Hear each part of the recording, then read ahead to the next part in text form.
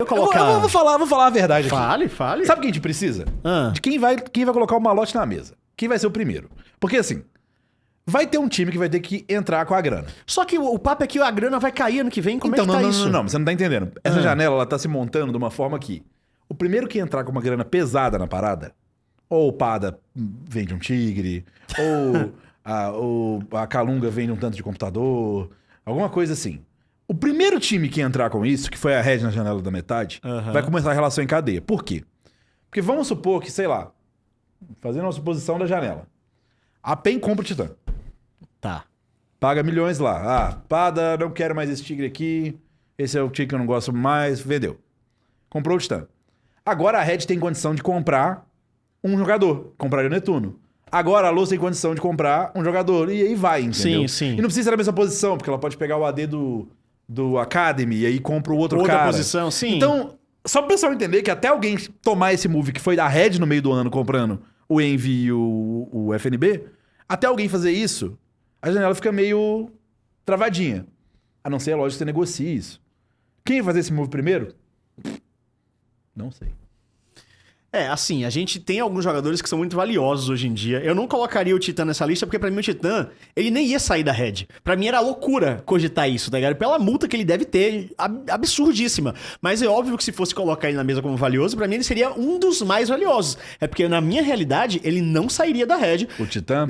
Pelo valor que ele custa. E até porque quando ele veio aqui na MD3, ele falou que se tivesse um time que ele gostaria de ir, sem ser a Red, ia ser a Loud.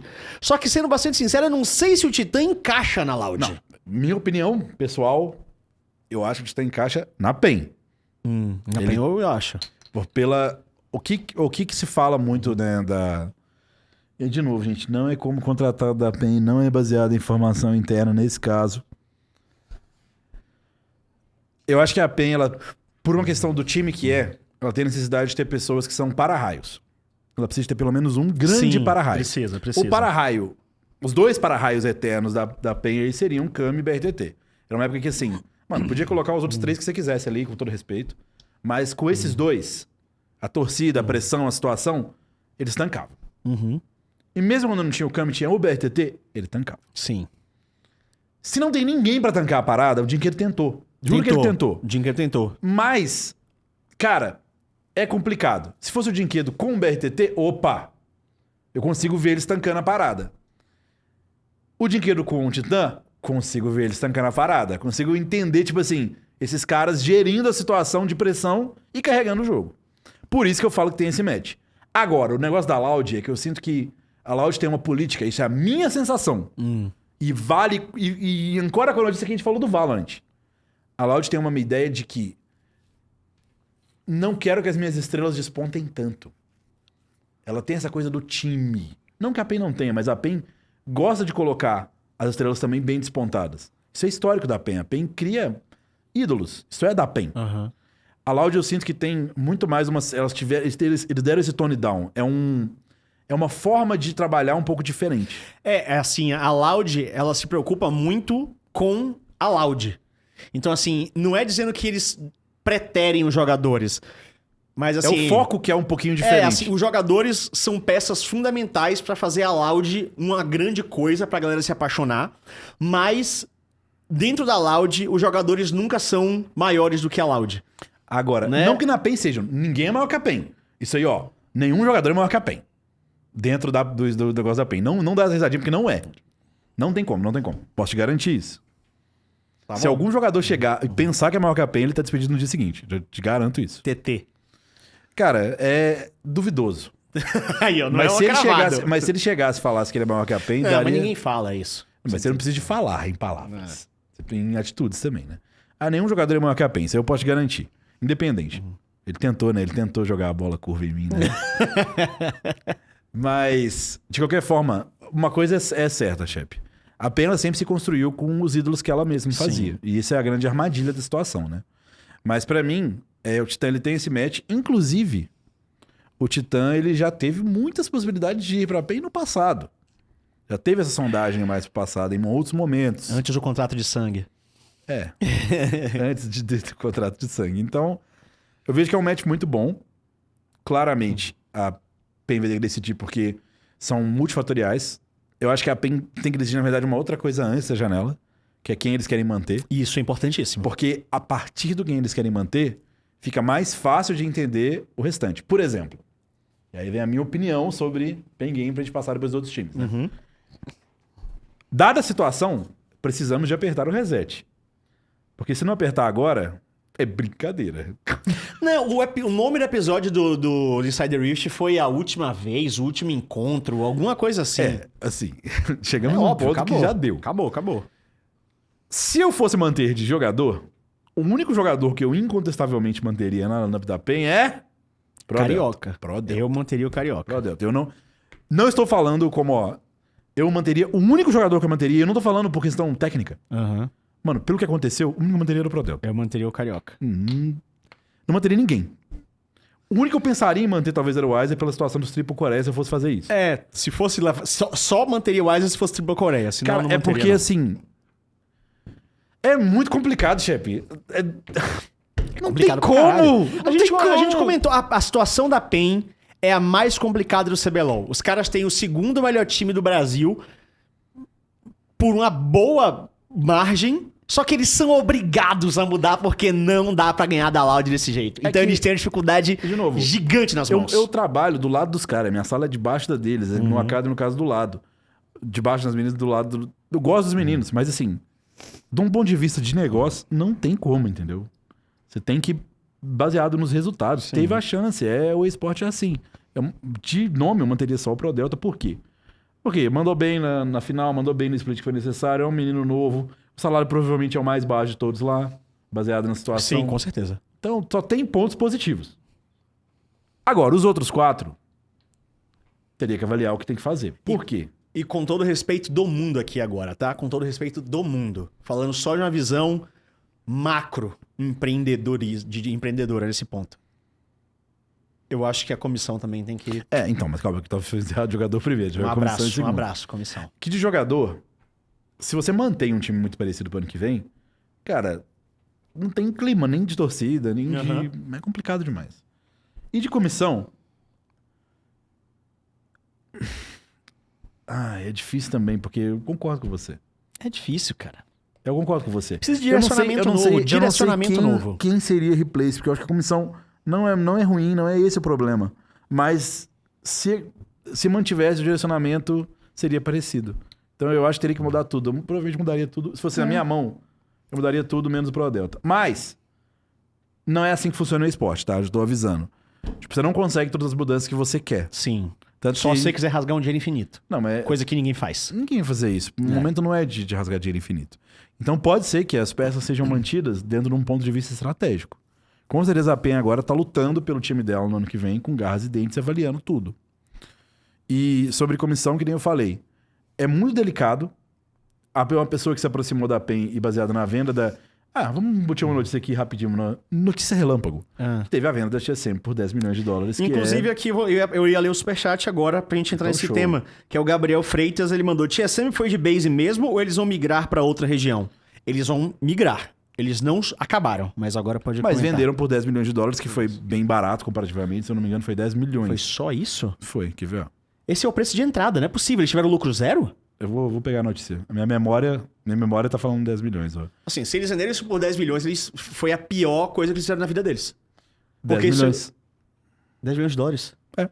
Isso é o preço de entrada do LCS. Caralho! Então, isso que eu tô falando. Caralho, a liga desvalorizou total. Mas é o que eu tinha falado no começo do episódio. Não, mas pra mim não tava nesse ponto. Pra mim, sei lá, os caras pagaram 10 milhões na vaga e vendeu por 20. Mas vender pelo que comprou, porra? Isso é desastroso. É por isso, lembra que eu tinha falado aqui no começo que tipo, vender atualmente... Caralho. Aqui no CBLOL, a vaga triplicou de preço, porra. Mas aqui é diff, né? Enfim. Então, vamos falar na lista, pode estar na pista e seria um nome interessante, já que, assim, cara, o valor do cara eu atesto também que é um cara... Não que o cheiro seja ruim, que nem eu falei, nem que o Joe Ray seja ruim. Mas se você quisesse um cara com uma perspectiva diferente, foi na lista com certeza. Tem uma perspectiva de LoL muito diferente, seria um ponto de partida interessante. Mas, eu acho que é o time que mais... Se eu tivesse que fazer essas mudanças, seria o time que eu mais mudaria do campeonato, seria a PEN. Por uma questão do histórico, né? Então o ciclo se encerra. Tá tudo bem. É parte da vida. Mas como a gente sabe, vou dar o disclaimer. Esporte não é assim, a gente tem um plano, mas você não consegue mudar tudo, né? Você muda o que dá, porque é um negócio. E aproveitando aqui justamente essa pergunta, né? A gente vai entrar nela... Cadê? Eu pulei a pergunta do Caio também. Mas aproveitando aqui essa pergunta do Gabriel, a gente vai discorrer um pouquinho sobre ela, mas aproveitando aqui, o Caio mandou um eu não li antes. O Caio Rei... Como é que é? Caio Rei Dorne. Mandou: boa noite, pessoal. Diogo, parabéns pelo trampo no Academy da PEN. Terceiro lugar foi muito bom. O que você acha de trabalhar Yups no primeiro split 2024, igual como foi com o Prods pro CBLOL? Abraço, Xenda. É que primeiro, obrigado pelo elogio. Foi bem legal poder pegar essa lineup e ficou em nono, mesmos nomes e cheguei em terceiro. Mas assim, lógico, tem o meu mérito nisso, mas é um mérito muito grande do Sarks também, que a gente tá trabalhando junto agora no Ignis. Tipo, nesse momento ele não teve férias, nem eu, né? Então, hoje nós day off, mas... Tamo aqui. Day off, né? Mas... Assim, tem muito mérito dele também, é um cara sensacional. E mérito do próprio Yups, que foi um jogador muito diferenciado o split inteiro. A gente não teria nem chegado onde chegou sem o Yups, 100%. Sobre o trabalho estilo Pro Delta, é muito difícil você ter este trabalho em específico, porque ele depende de um gap especificíssimo. No caso do Pro Delta, tinha sido campeão do Academy, e ele tava com aquela possibilidade de joga, não joga, e meio que sacrificou um split pra isso. Então é uma decisão muito dura de se tomar. Não dá pra fazer isso com todos. Mas, caso tivesse essa possibilidade, não só na PEN, qualquer time que sondasse o Yups. Pra ser bem sincero, o Yups ele tá pronto, tá? Na minha opinião. Tá pronto pro CBLOL? Não, ele tá pronto pro CBLOL. Pro CBLOL. Sim. Mas pra onde mais seria? Não. Tô falando que é pra qual time? Falar, vai subir pra principal. Não. Tô falando que ele está pronto para o CBLOL. Forte a Não, na minha opinião. Não. Dos Forte. meninos do Academy, da PEN, eu acredito que ele é o que está mais pronto. Ah, estar mais pronto é diferente Ele de estar pronto, pronto. Tá, pra você ele tá pronto. Pra mim, ele Jogar em joga. alto nível. Joga. Bom. Na minha opinião técnica. Perfeito. Qualquer um pode fazer o que quiser. Mas Pô, você tá do lado do cara. Você tem uma não, opinião de verdade, muito, eu acho que... muito válida. Eu acho que ele tem muitas coisas muito positivas. Ele é um menino sensacional. Ele ouve muito bem. Ele comunica bem. Ele joga bem. Tem uma pool boa. Então, cara... Não tem... É porque normalmente se fala que existe aquele gap do Academy pro CBLOL. Poucos são os que já vêm pronto e ele é um desses, então. O que aconteceu, falando sem papas na língua. Aham. O nosso último jogo, que foi na sequência, que a gente jogou tipo um dia depois do outro, ele não jogou tão bem. Foi o único jogo que ele teve um pouco a menos, mas todo mundo do nosso time jogou um pouco a menos. Ele jogou na sequência. Todo mundo tava muito cansado. Até draft a gente foi... Todo mundo tava mentalmente exausto. Mas o split inteiro ele foi muito dominante. Um jogador... E eu vi screen, vi tudo. Então, pô... É um cara que eu atesto a qualidade pro CBLOL, pro time que for. E é só você assistir. Você abre CBLOL Academy que você vai ver. Enfim... Então, tem de outras equipes também, outros jogadores que eu posso falar que estão preparados para o CBLOL. Por exemplo, depois a gente vai abrir talvez a planilha de Showtana, que já tem algumas coisas, mas... Não tem não, a Showtana Line, não tem nada. ele não soltou, não? Não. Tá, Ele tá fazendo Showtana. ainda.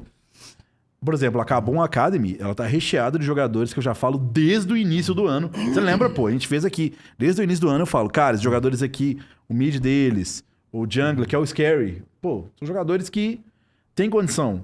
O Diog, que é o mid deles, eu já falo, esse cara faz tempo, é um cara que também já está em nível, já pode jogar. Lógico, chefe.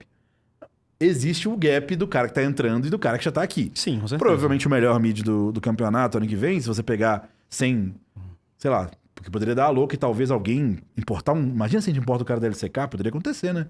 Um mid lane da LCK. Como aconteceu já, né? Não, era uma ironia. Sim. Mas se não acontecer isso de importar um cara da LCK, que supostamente deve ser melhor...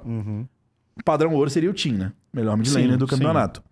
Se você não entra no nível do cara que já tá ali faz 10 anos. Mas você consegue jogar, você consegue jogar a nível. Sim, entendeu? você não fica Acho que essa é a ideia. mamando do O CBLOL. Yups, ele não vai amassar o robô. Não é isso, mas você consegue dar jogo. Então essa é a minha opinião sobre o menino.